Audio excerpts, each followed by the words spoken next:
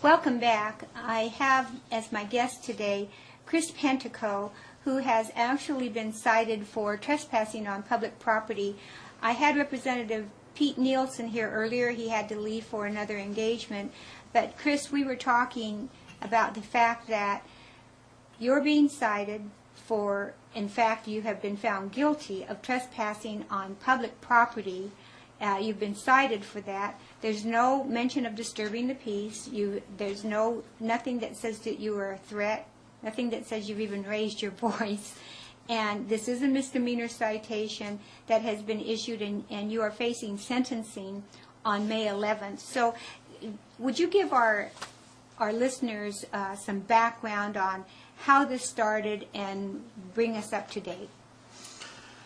Well, I asked the governor on March 11th for a private meeting because I was concerned about some issues, and he said that's doable. And shortly afterwards, within the week, I got talked to John Getty, who is the chairman of the Senate Education Committee, and he had received an attorney general's opinion on something of concern, and started noticing that this officer that was that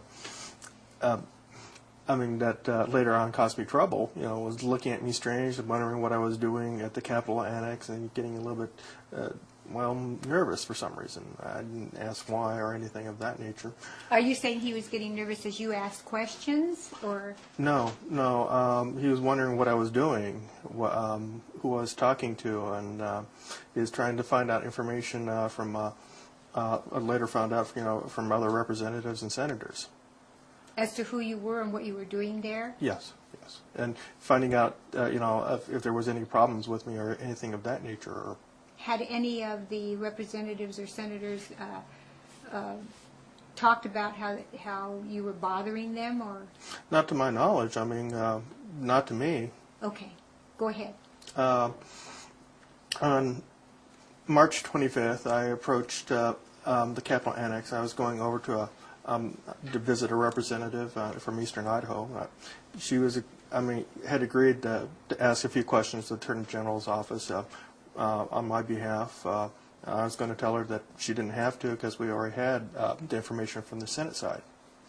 But I was greeted by an officer at the front door of the Capitol Annex, and I was told I wasn't welcome at the Capitol Annex. Is this the same officer that you said kept looking at you funny and was asking questions, or was this a different officer? This was a different officer. Okay. And he told me, do not contact legislators, do not email them, on top of it. And this was and I asked him a few more questions. This was a brand new officer that was just transferred there 2 days before. He didn't know anything about why these orders were given. He was just following his orders. Okay. And then the officer that was giving me the trouble was standing in the background watching this. And then he came up and repeated what this brand new officer was telling me. And he added, they bore a building, the 3rd and 4th floor especially. He told me that if I went into the borough building to use the post office to get in and get out. He'd also added in the Department of Education. I thought he said State Board of Education offices, but if we want to quibble over small little details like that, that's not a big issue to me. I found this very unnerving. It kind of put me off. I didn't know what to do.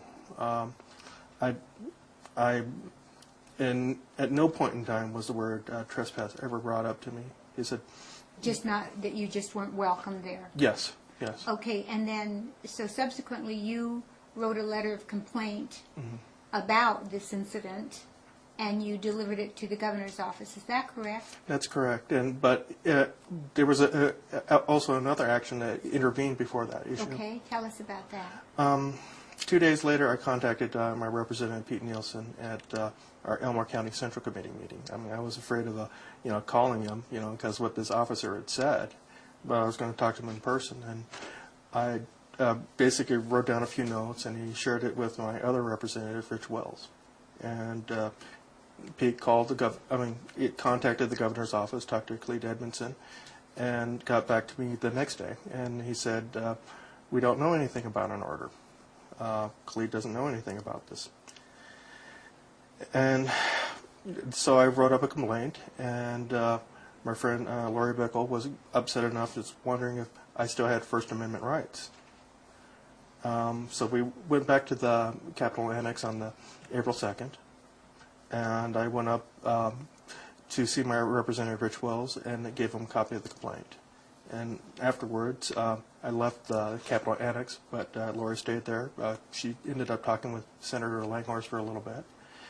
I went to the Bar building, turned in a copy of my complaint to the Secretary of State's office, and went up to the third floor of the Bar building and asked for the governor's secretary to turn in a copy of this complaint to the head of the Idaho State Police. So that it was a copy of the same complaint? Yes. Relative to how you'd been treated when you were told that you were no longer welcome at these places, and if you even went into the Bar building, even to mail a letter, you had to get in and out. Mm-hmm. And so it was the same complaint? Yes. Okay.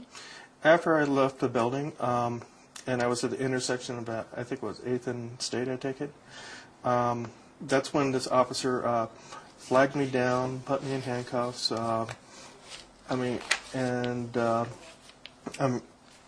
just kept me there for about like 15 minutes, and I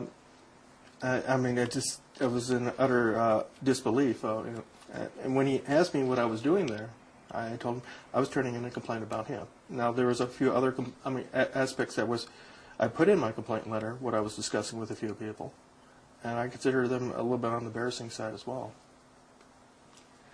Okay, so at that point he says I reminded Pentico he was not authorized to be at the governor's office. I didn't even know you had to be authorized to be there, but these are his words in this complaint. I told Pentico to turn around and put his hand behind his back and stated, quote, you, Chris, stated, I want to know whose authority you have your order, unquote. Then then the officer went on to state, I felt Pentico was a flight risk and I detained him. I'm not sure what that means. Were you acting antsy, like you were trying to run or anything? No, I was nervous. I was upset a little bit. Okay. I didn't know who was behind this. You were walking down the street, basically. And my understanding, if you were going to do a trespass type of situation, you would have to have the police officer actually see you in that situation. So I was completely out of the Bar building altogether.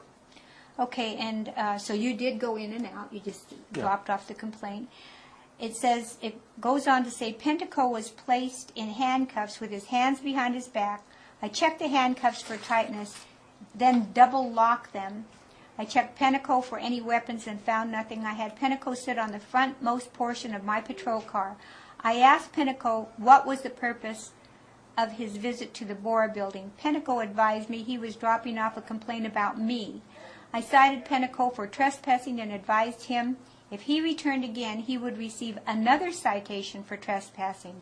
I offered Pentico to call me if he had any official business in the capital area, and I would help him get it taken care of. I released Pentico on the scene. No further contact was made with Pentico. So this is all from the description of the incident by the officer. So he's stating that he told you that you were not authorized to visit the third and fourth floor of the Bar building, which is the governor's office, or the Department of Education in the Capitol Annex, and because you went back to issue this or to leave this complaint, that's why he detained and handcuffed you. When we get back from the break, we're going to continue this discussion. I'm Elizabeth Allan Hodge. The program is Legislative Watch.